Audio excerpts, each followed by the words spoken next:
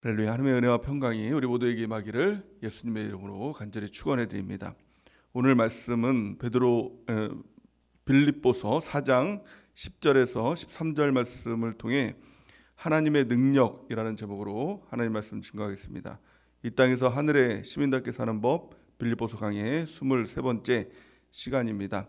빌립보서 말씀의 가장 핵심적인 단어는 기쁨입니다.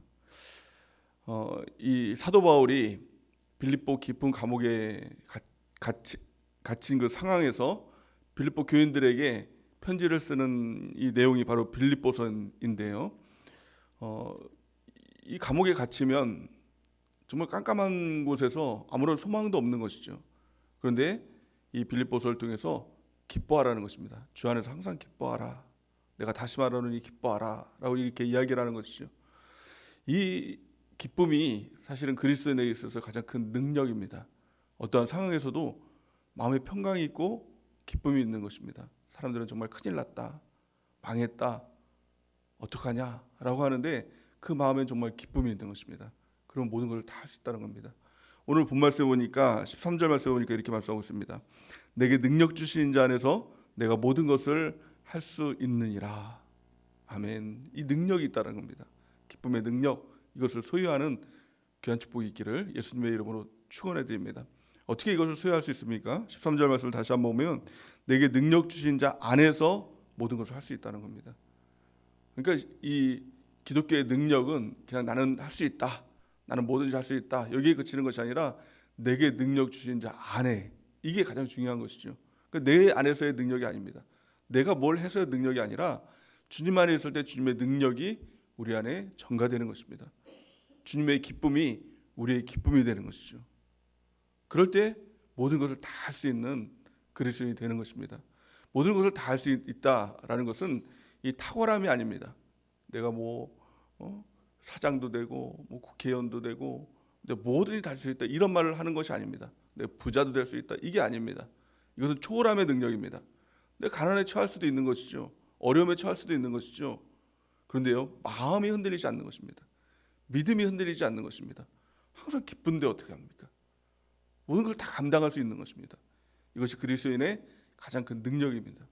또 부유함에 처할 수 있는 것이죠. 어떤 사람은 부유해지면 뭔가 좀 괜찮아지면 믿음을 잃어버리는 사람이 있습니다. 오히려 더 기뻐해야 되는데 마음이 또 불안한 사람이 있죠. 이것을 빼앗기면 어떡하나, 잃어버리면 어떡하나, 더 마음에 잠도 못 자고 불안해합니다. 우리가 부자가 돼본 적은 없지만 부자들이 더 잘 먹고 잘 살고 잘 자고 행복하게 살 것 같지만 사실 그렇지가 않죠. 항상 돈을 잃을까봐, 또 망할까봐, 또 실패할까봐, 직장을 또 잃을까봐, 사업이 또 실패할까봐 이 불안한 감에 더욱 잠을 못 자는 것입니다. 하지만 이 바울의 고백은 무엇입니까? 내가 부유함에 처해도 믿음 흔들리지 않고 항상 기뻐할 수 있다는 겁니다. 이게 능력이라는 것이죠. 가난에 처해도 가난에 처했다고 해서 힘들고 어려워하는 것이 아니라 마음의 평강을 누리고 기뻐할 수 있다는 겁니다. 이게 능력입니다. 그리고 주님 안에 거할 때 이 능력을 소유할 수 있는 것입니다. 그럼 모든 것을 다 할 수 있는 하나님의 백성다운 삶을 살아갈 수 있게 되는 것입니다. 이 능력이 우리 모두에게 임하기를 바랍니다. 어떻게 해요? 주님 안에 있을 때. 주님 안에 있다는 것이 무엇입니까? 크게 보면 주님의 말씀 안에 있을 때, 두 번째는 성령 안에 있을 때, 세 번째는 주님의 몸된 교회 안에 있을 때, 이것이 능력이라는 것입니다. 가장 첫 번째는 말씀 안에 있을 때 말씀의 능력이 우리의 능력이 되는 것입니다. 성경은 이렇게 말씀합니다. 요한복음 15장 7절 우리 같이 한번 읽어보겠습니다. 시작. 너희가 내 안에 거하고 내 말이 너희 안에 거하면 무엇이든지 원하는 대로 구하라. 그리하면 이루리라. 아멘. 우리가 주님 안에 거한다는 것은 주님의 말씀이 또한 우리 안에 거한다는 겁니다. 말씀이 우리 안에 살아 움직일 때 우리가 기도가 능력이 되는 것이죠. 말씀이 있으면 무엇인지 원하는 대로 구하라. 그러면 그대로 이루어지는 하나님의 놀라운 역사가 일어난다고 성경은 약속하고 있는 것입니다. 주님은 우리가 말씀하고 있는 것이죠. 우리의 기도가 때로는 응답되지 못하고 우리의 기도가 허공에 날리는 것 같은 그런 기도가 될 때가 있습니다. 왜 그럴까요? 말씀 없는 기도. 성경은 말씀 없는 기도는 가증하다라고까지 이야기를 하고 있는 것입니다. 항상 말씀을 보고 말씀을 듣고 말씀을 지켜 행하고 그리고 주님 앞에 구할 때 그 기도는 100% 응답되는 기도가 된다는 것입니다.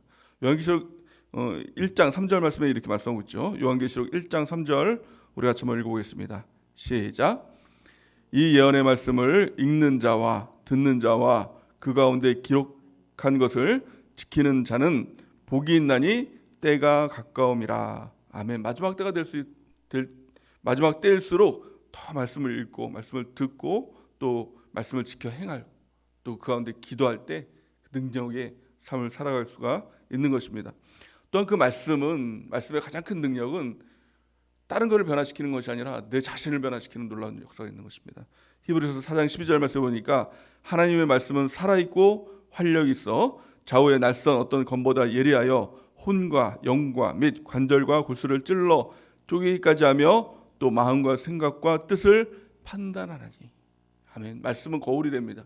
말씀을 통해서 내 자신도 나를 알지 못했는데 말씀이 나를 가르쳐 주는 겁니다. 또 말씀은 창이 되는 것이죠. 내가 어디로 가야 될지 모르는데 그 창을 통해서 어디로 가야 될지를 보여주고 비전을 제시하는 것이 바로 말씀의 능력이다라는 것입니다. 항상 말씀을 듣고 읽고 또 지켜 행하는 일에 힘쓰는 귀한 축복이 있길 바랍니다.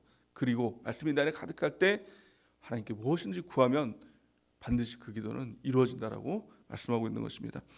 또 두 번째 능력은 바로 성령 안에 거할 때의 능력이죠. 성령의 능력입니다. 사도행전 1장 8절 우리 같이 한번 읽어보겠습니다. 시작. 오직 성령이 너에게 임하시면 너희가 권능을 받고 예루살렘과 온 유대와 사마리아와 땅끝까지 이르러 내 증인이 되리라 하시니라. 아멘. 오직 성령입니다. 오직 성령이 너에게 임하시면 무엇을 받는다고요? 너희가 권능을 받는다. 이게 하나님의 권세이죠. 능력이죠. 그러니까 주님과 같은 그 능력을 우리가 소유하게 된다는 것입니다. 그리고 그 능력 가운데 복음 증가하는 삶을 살아갈 때 열매 맺는 우리 모두가 될 줄을 믿습니다. 그때 우리가 성령을 어떻게 받을까요? 성령을 받는 것은 한 가지 방법입니다. 구하면 받는다는 겁니다. 성령을 왜 못 받습니까? 구하지 않아서, 필요가 없으니까, 구하지 않기 때문에 받지 못하게 된다는 것입니다. 성경은 이렇게 말씀합니다. 누가복음 11장 13절 우리 같이 한번 읽어보겠습니다. 시작. 너희가 악할지라도 좋은 것을 자식에게 줄 알거든 하물며 너희 하늘아버지께서 구하는 자에게 성령을 주시지 않겠느냐 하시니라. 아멘. 성령을 주시는 분은 유일하신 하나님밖에 없다는 겁니다. 하나님께 성령을 구할 때 성령을 누구에게라도 주겠다. 아버지가 아들에게 주듯이 좋은 것 주듯이 성령을 주시겠다 약속하신 것입니다. 약속을 믿고 오늘 이 새벽에도 이 아침에도 우리가 성령의 충만함을 구하는 은혜가 넘치기를 바랍니다. 그래서 권능을 받고 기쁨과 능력 가운데 담대히 복음 증가하는 우리 모두가 되기를 바랍니다. 마지막 세 번째는 교회의 능력이죠.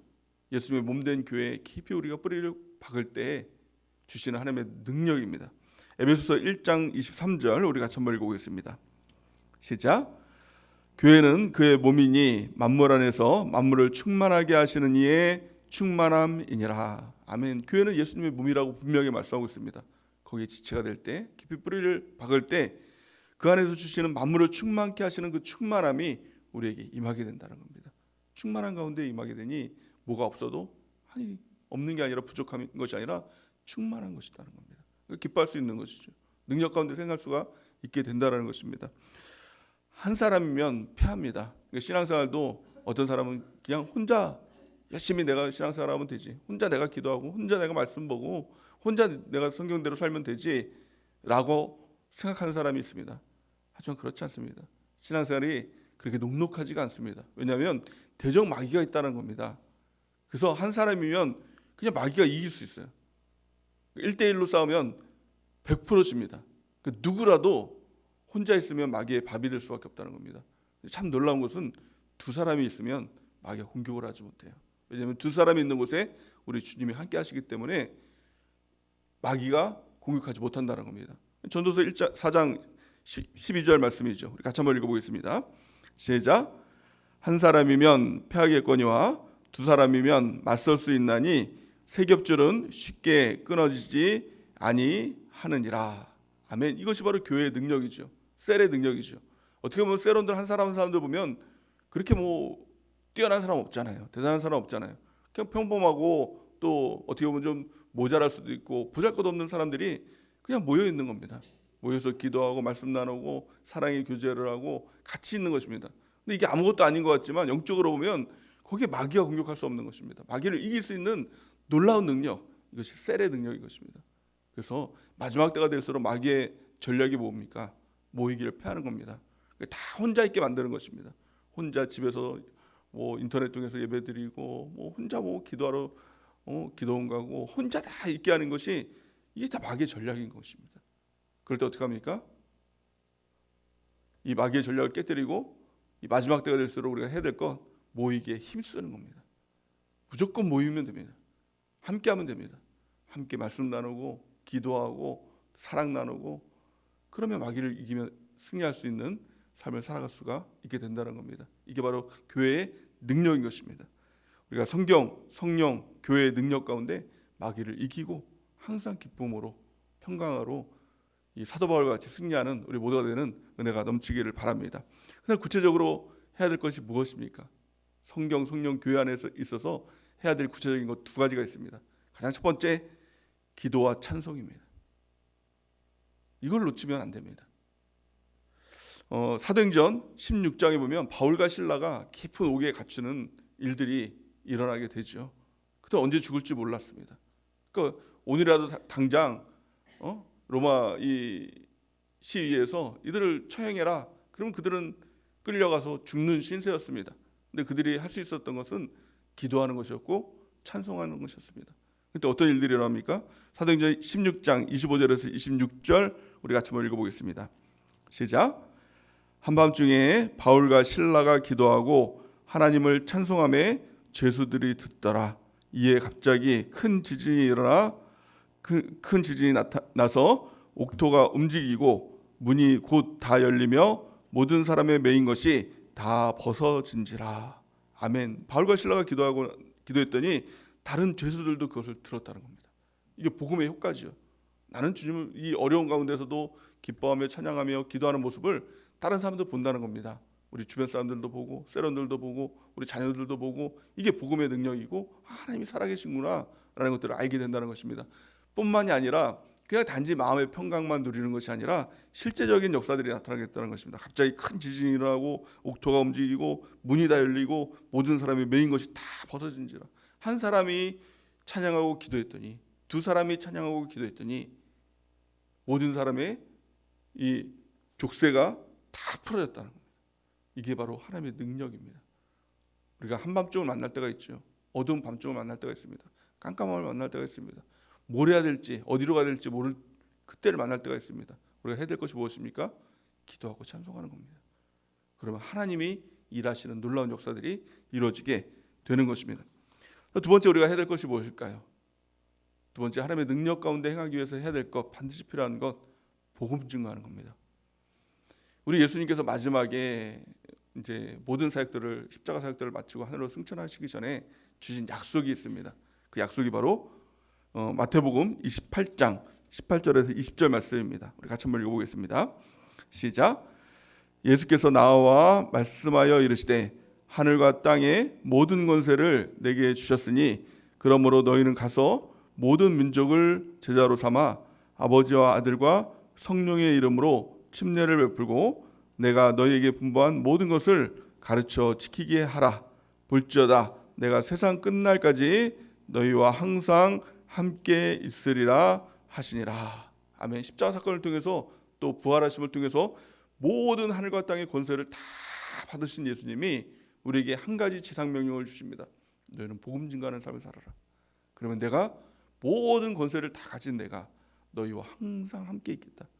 그 주님이 함께 있으니 그 권세가 나의 권세가 되는 것이죠. 그 능력 가운데 행할 수 있는 것이죠. 복음 증거하는 자에게 세상 끝나는 날까지 항상 너희와 함께 있겠다. 이 약속인 것입니다. 그리고 우리가 해야 될 것은 한 가지입니다. 주님 복음 증거하는 겁니다. 주님과 함께 동행하는 것입니다. 그럴 때 우리 모두가 주님의 능력 가운데 권능 가운데 승리하는 삶을 살아가게 될 줄을 믿습니다. 우리가 이 능력 가운데 살아가는 우리 모두가 되길 바랍니다. 먼저는 성경, 성령, 교회 여기를 붙들고 거기에 거하는 것입니다. 그리고 어떤 상황에서도 뭘 해야 될지 모르는 상황에서도 정말 한밤중 같은 깜깜한 상황 가운데서도 기도와 찬송하는 겁니다. 그리고 어떤 상황에서도 주님의 명령 따라서 복음 증거하는 삶을 살아가는 것입니다. 그럴 때 주님이 역사하십니다. 주님이 일하십니다. 이제 나의 시간이 아니라 하나님의 시간이 될 때 하늘이, 이 땅이 진동하고 옥문이 깨어지고 모든 묶여있는 것들이 다 풀어지는 하나님의 놀라운 기적들이 일어나게 될 줄을 믿습니다. 무엇보다도 우리 마음 가운데 항상 기뻐하는 능력 가운데 살아가는 우리 모두가 되길 바랍니다. 주님 계시면 기쁨이 있습니다. 주님 떠나가면 모든 것이 다 있어도 기쁨이 없습니다. 오직 예수님, 하나님 계시면 되고 하나님 안 계시면 안 됩니다. 우리 그 예수님 붙들고 항상 능력 가운데 기뻐하는 우리 모두가 되는 은혜가 넘치기를 예수님의 이름으로 간절히 축원해 드립니다. 이 시간 기도하는 시간